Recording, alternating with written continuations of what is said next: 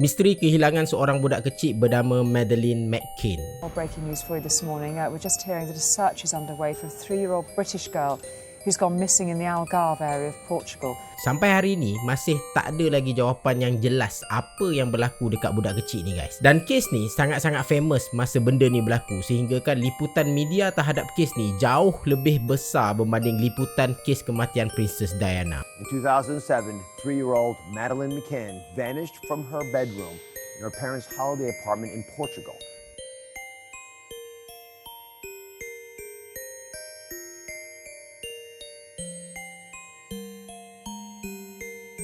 Please do not hurt her. Please don't scare her. We beg you to let Madeleine come home. Assalamualaikum guys, it's me here. Welcome back to Baby Story after very long time ago. Aku dah hilang dalam dunia ni. So guys, let's talk about Madeleine McCann.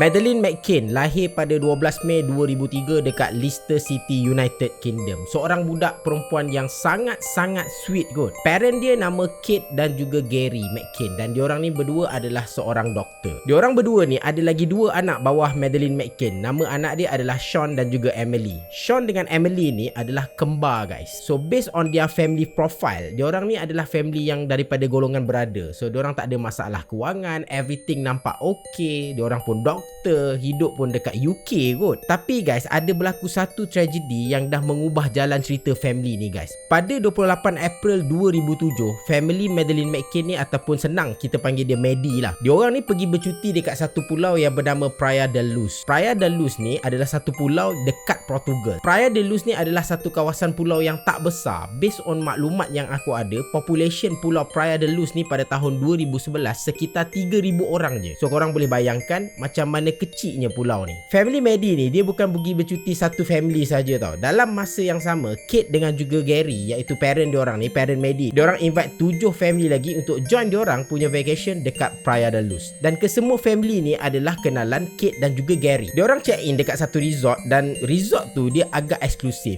Dan bilik diorang semua ni ada dekat tingkat paling bawah, maksudnya dekat ground floor. Kita imagine sikit design bilik family Madeleine McCann ni, sebab benda ni sangat-sangat penting dekat dalam kes ni. Dalam bilik itu dia ada dua bilik kecil tau. Satu bilik utama dan lagi satu bilik yang kecil. Lepas tu ada satu ruang tamu, dan dekat ruang tamu tu ada beranda ataupun balcony. Beranda bilik tu dia menghadap swimming pool, dan sebelah swimming pool tu ada tempat makan ataupun dia panggil sebagai clubhouse. Selain daripada tu juga ada dua walkway untuk masuk ke dalam bilik family McCann ni, which is daripada kiri dan juga daripada kanan. Tapi guys, ada satu lagi jalan yang bukan official untuk masuk ke dalam bilik tu, which is daripada balcony. Macam aku cakap tadi, bilik diorang ni ada dekat ground floor. So very easy untuk sesiapa pun masuk ke dalam bilik tu melalui balcony. Disebabkan Mak Saleh ni dia dah train anak-anak dia daripada kecil untuk tidur asing daripada mak bapak dia. So Madeleine dan adik kembar dia akan tidur dekat bilik second tu, which is bilik yang dekat dengan pintu utama, dan kemudian mak bapak dia akan tidur dekat bilik utama. Percutian mereka pun bermula guys. Everything nampak normal, tak ada apa-apa yang pelik yang berlaku, dan anak diorang pun enjoy dengan percutian mewah tu, termasuk dengan Maddie. Pada 3 Mei 2007, itu adalah hari terakhir family Madeleine McCann ni akan ada dekat situ sebelum diorang terbang balik ke UK besok pagi. Pada waktu pagi guys, Maddie dengan budak-budak lain ni sibuk main dekat taman permainan yang ada dekat dalam resort tu, dan sebelah petang diorang akan mandi swimming pool. Betul-betul punya main guys. Dan dekat situlah Kate, mak Maddie ni, dia ambil gambar Maddie buat kali terakhir. Pada sebelah malam, kesemua family yang ikut percutian mewah ni akan ada acara makan sama-sama. Tapi guys, acara makan ni tak dihadiri oleh anak-anak diorang. So that is the reason kenapa diorang bagi anak diorang main gila-gila punya, main puas-puas punya dekat siang hari. Sebab secara normalnya bila diorang dah main puas-puas dekat sebelah siang, malam diorang akan tidur lena. So diorang tak nak anak-anak diorang kacau diorang punya makan malam the last day dekat Praia da Luz tu. Benda tu berjalan seperti yang dirancang. So pergilah Gary dengan Kate untuk makan dengan kawan-kawan diorang dekat restoran Ocean Club, which is 55 meter dari bilik diorang, sebelah swimming pool tu. Maksudnya dekat dekat sangat-sangat. Disebabkan diorang takut nanti masa diorang makan, Maddie ataupun adik-adik dia bangun lepas tu menangis, Kate dia sengaja tak tutup pintu balkoni tu rapat-rapat. Satu sebab dia senang nak masuk daripada situ nanti, dan lagi satu sebab kalau anak-anak dia menangis dia boleh dengar, sebab jarak di antara tempat makan tu dengan bilik dia 55 meter, which is dekat sangat-sangat. Lagi satu benda precaution yang Kate dengan Gary buat untuk pastikan anak-anak dia selamat. Setiap setengah jam lebih kurang lah diorang ni akan balik ke bilik untuk tengok anak-anak diorang ni okey ke tak. So makanlah Kate dengan Gary bersama dengan kawan-kawan diorang dekat Ocean Club tu guys. Pada jam 9 malam Gary dia pergi check anak-anak dia dekat bilik. Pada masa tu everything okey, tak ada apa-apa. Cumanya Gary dia buka pintu balkoni yang dibuka oleh Kate tadi tu, dia buka besar sikit. Kata dia nak bagi udara masuk lah lebih banyak sebab dia tak nak bilik tu jadi kepam. Lepas tu guys dia balik-balik dekat Ocean Club,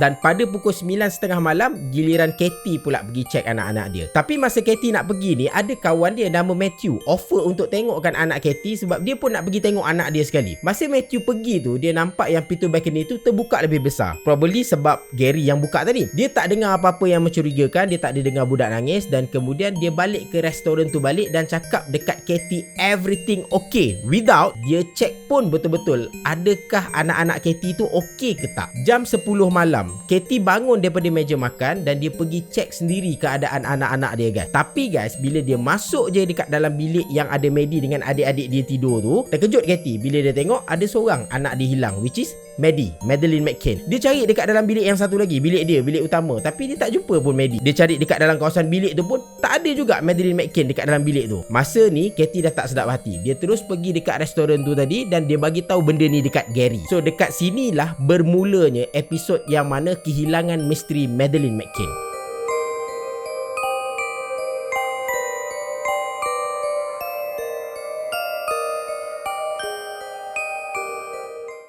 Lepas Gary dapat berita yang sangat-sangat mengejutkan daripada Katie, dia minta staff resort untuk call polis. Masa tu lebih kurang dalam 10 minit malam. Dan pada pukul 10.30 malam, resort dia start untuk aktifkan protokol cari budak hilang. So, ramai-ramai lah staff dia pergi cari Madeleine McCann ni dekat mana. Pada jam 11.10 malam, lebih kurang 1 jam lepas laporan polis dibuat, pihak polis pun sampai dekat resort tu guys. Lepas tu guys, bila polis sampai, polis pun start cari Madeleine McCann di serata tempat yang berhampiran menggunakan anjing pengesan ataupun anjing pelacak. Diorang cari Madeleine McCann ni sampai pukul 10.30 pagi 4 Mei 2007. Lebih kurang dalam 24 jam diorang cari dekat sekitar kawasan tu. Tapi guys, yang peliknya dekat sini, tak ada satu pun kesan yang diorang jumpa, apatah lagi jumpa Madeleine McCann. Sedangkan pihak polis dengan staff resort tu cari dekat semua kawasan resort dan kawasan yang berhampiran dengan resort tempat diorang tinggal ni. So memang langsung tak masuk akal guys. Tambahan pula diorang pakai anjing pengesan, anjing pelacak kot yang boleh bau-bau, lepas tu ikut jejak dia pergi mana tu kan. Nak kata Maddie ni lari jauh daripada kawasan resort, benda tu sangat-sangat mustahil guys. Takkan dalam masa sejam dua Maddie boleh lari jauh daripada resort tu. Tambahan pula dia budak kecil kot. Akhirnya kes ni pecah dekat publik dan wartawan pun start buat liputan. Kesimpulan awal apa yang boleh disimpulkan,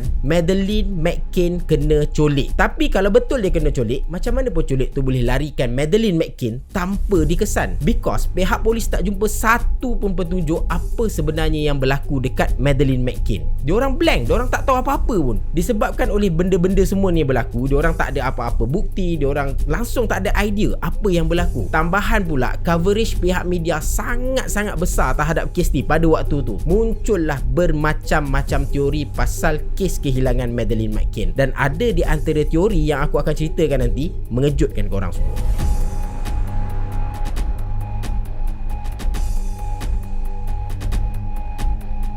Kita pergi dekat teori yang pertama. Teori pertama, pihak polis percaya yang Madeleine McCann ataupun Maddie ni accident. Berkemungkinan besar Maddie ni dia terjaga daripada tidur. Lepas tu dia bangun, dia keluar daripada bilik, lepas tu dia berjalan sampailah ke jalan utama, jalan besar. Dan lepas tu Maddie kena langgar dengan kereta atau apa-apa je lah yang membuatkan Maddie mati dekat tempat kejadian. Tapi teori ni disangkal oleh orang ramai. Mustahil tak ada satu jejak pun kesan kemalangan yang polis boleh jumpa. Langsung tak ada kesan darah dekat jalan ke, kesan apa ke, tak ada langsung. So teori pertama langsung tak masuk akal. Teori yang kedua pula guys, pihak pihak polis suspek ada seorang lelaki yang tinggal dekat situ, dekat kawasan resort tu, yang colik Maddie ataupun Madeleine McCann. Nama lelaki ni adalah Robert Murat. Tapi masalahnya sekarang pihak polis tak ada bukti kukuh untuk sabitkan kesalahan tu pada Robert Murat. Macam aku cakap tadi, dalam tempoh 24 jam lepas Maddie hilang, pihak polis tak jumpa apa-apa bukti langsung sebagai petunjuk dalam kes ni. Pelik sangat-sangat. So Robert Murat dikeluarkan sebagai tersangka sebab tak cukup bukti. Disebabkan tak banyak petunjuk dalam kes ni, wujudlah teori-teori yang semakin liar, semakin tak masuk akal dalam kes kehilangan Madeleine McCann ataupun Maddie ni. Sampailah pihak polis syak yang Katie dan juga Gary, which is parent Maddie ni,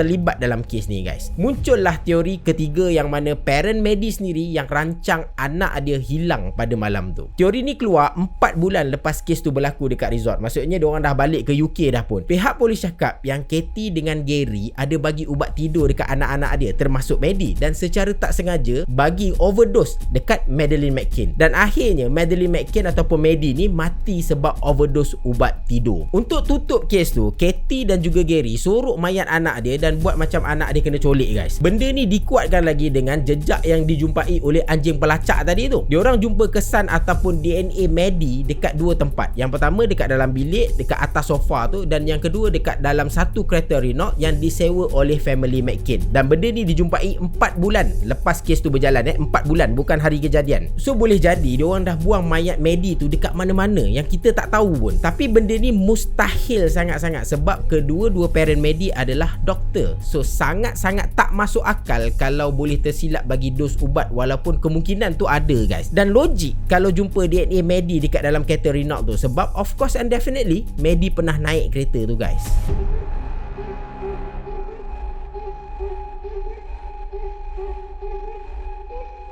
So kes tak selesai lagi ni. So muncullah lagi satu teori gila yang dikaitkan dengan parent Madeleine McCann ni. Aku lupa nak bagi tahu dekat korang, lokasi tempat family Madeleine McCann ni tinggal adalah dekat Algarve. Korang bayangkan macam ni, satu pulau Praia de Luz, dan diorang ni tinggal dekat satu kawasan dalam pulau tu, nama dia Algarve. Ramai pakar yang menyatakan Algarve ni adalah tempat yang sangat-sangat bahaya untuk budak kecil. Sebab apa? Sebabnya banyak kes yang berkaitan dengan pedofilia berlaku dekat situ. Dalam tempoh sebelum Maddie datang dekat situ, ada 5 kes pedofil yang berlaku dekat kawasan tu, dan 2 kejadian berlaku selepas Maddie hilang. Nak tambah lagi kegilaan dalam kes ni, ada seorang VVIP ni guys, nama dia Sir Clement Freud. Sir Clement Freud ni adalah anggota Parlimen United Kingdom sampai tahun 1987, dan dia ni ada satu rumah singgah dekat Praia de Luz. Pada 2016 ada sekelompok wanita ni, dia buat report polis bahawasanya Sir Clement Freud ni terlibat dalam child sexual abuse ataupun child sex trafficking. Tapi masalahnya dia tak didakwa sebab dia dah mati pada tahun 2009. And guess what? Gary dengan Katie, parent Madeleine McCann ni, berkawan rapat dengan Sir Clement. So dekat sinilah ada teori yang menyatakan Gary dengan Katie jual anak dia pada agensi child sex trafficking. Lagi satu benda guys, berkemungkinan parent Maddie ni jual anak dia dekat satu organisasi yang bernama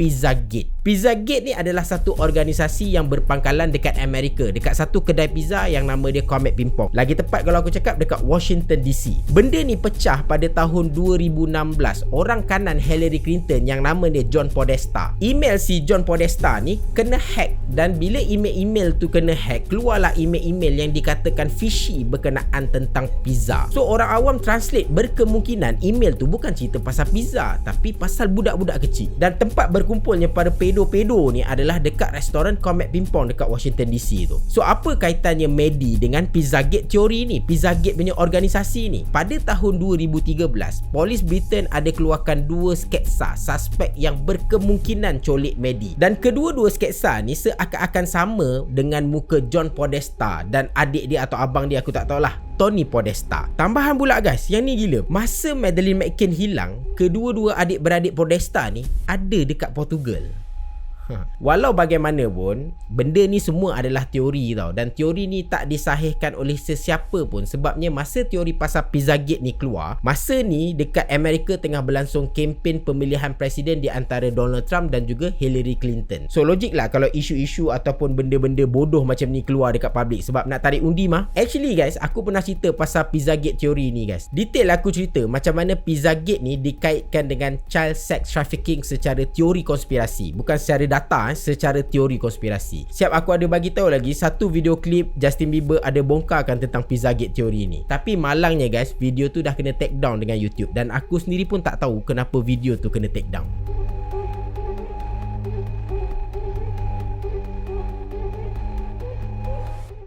Sampai sekarang guys, dah 15 tahun kes Madeleine McCann tak settle, tak selesai lagi. Tak ada seorang pun yang tahu apa yang terjadi dekat Madeleine McCann selepas dia hilang pada tahun 2007. Walaupun ada laporan baru pada tahun 2021 berkenaan petunjuk baru dalam kes ni, namun tak ada satu pun statement, official statement daripada mana-mana pihak berwajib berkenaan tentang kehilangan Madeleine McCann. Kita tak tahu apa jadi dekat dia. Cumanya mereka cakap yang confirm sangat-sangat Madeleine McCann jadi mangsa dalam child sex trafficking. Tapi tak tahu siapa yang culik, siapa yang buat dan siapa yang beli Madeleine McCann. Disebabkan semua benda ni secara tak langsung, banyak media cakap, terutama media yang ada dekat UK, United Kingdom, dia orang cakap kes ni adalah kes penculikan kanak-kanak paling besar yang pernah terjadi. And of course, kes ni kekal misteri sampai hari ni.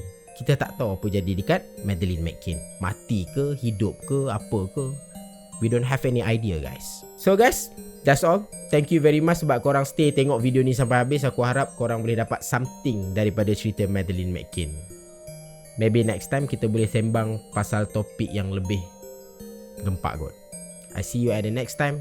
Assalamualaikum.